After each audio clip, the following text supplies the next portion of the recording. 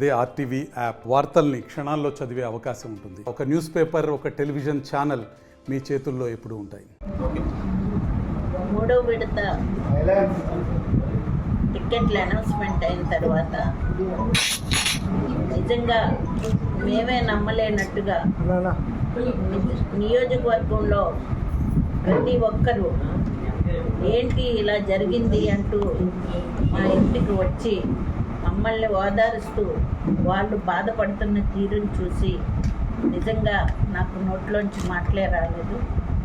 వాళ్ళందరికీ కూడా పేరు పేరున నా పాదాభివందనాలు చేయటం తప్ప చేసేదేమీ లేదని తెలియజేస్తున్నాను. అది అయిన తర్వాత చంద్రబాబు నాయుడు గారు నాకు నా భర్తకు నా కొడుకు ముగ్గురికి విజయవాడ రమ్మని హైదరాబాద్ రమ్మని చెప్పడం జరిగింది.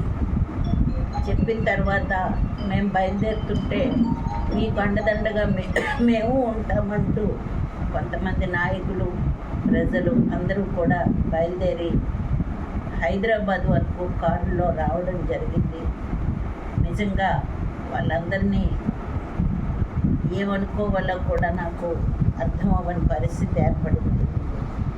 చంద్రబాబు నాయుడు గారు ఆ రోజు మాకు 5:15 గంటలకు రమ్మని చెప్పారు.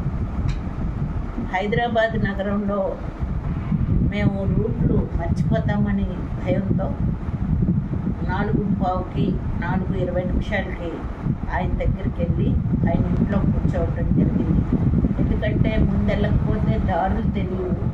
ఈ తెలియని దారుల్లో మనం ఎక్కడైనా స్టక్ అయిపోతే ఆయన పిలిచే టైంకి ఉండమని ముందుగా మేము వెళ్ళడం జరిగింది తప్ప మమ్మల్ని కూర్చోబెట్టి ఏదో ఆయన అవమానించలేదని మాత్రం తెలియజేస్తున్నాను.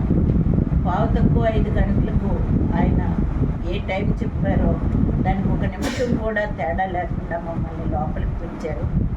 పిలిచిన తర్వాత మా ముగ్గురు విడివిడిగా మాట్లాడి, విడివిడిగా అంటే ఒకే దగ్గర ఉన్నా ఎవరి మనసులో భావన వాళ్ళకి చెప్పిన తర్వాత ఆయన నిశ్శబ్దంగా విని ఆయన తప్పు జరిగిందేమో అన్న ఆలోచనతో పడి ఆయన వెంటనే నాకు ఒక 4 రోజులు టైం ఇవ్వండి, నేను అన్నీ సెట్ చేస్తాను అని చెప్పి మమ్మల్ని పంపించేశారు.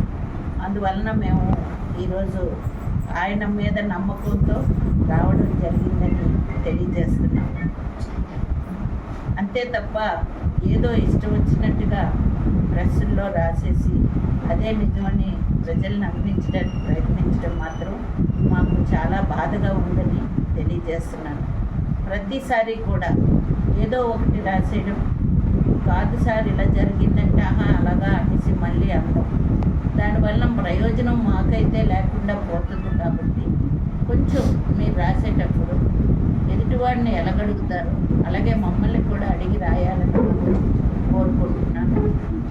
అంతేకాకుండా ఈరోజు ఆయన ఇచ్చిన మేరకు మా కార్యకర్తలందరూ మళ్ళీ ఏం జరిగిందో ఏంటో అని తెలుసుకోవడానికి ఇక్కడికి వచ్చారు. వాళ్ళందరికీ కూడా తెలియజేస్తున్నాం. చంద్రబాబు నాయుడు గారు అంతటి వ్యక్తి 4 రోజులు టైం అడిగిన తర్వాత మన డెసిషన్ అనేది ఆయన డెసిషన్ చెప్పాకే చెప్పాలన్నది మా ఉద్దేశం అని మీ అందరికీ తెలియజేసుకుంటున్నాను.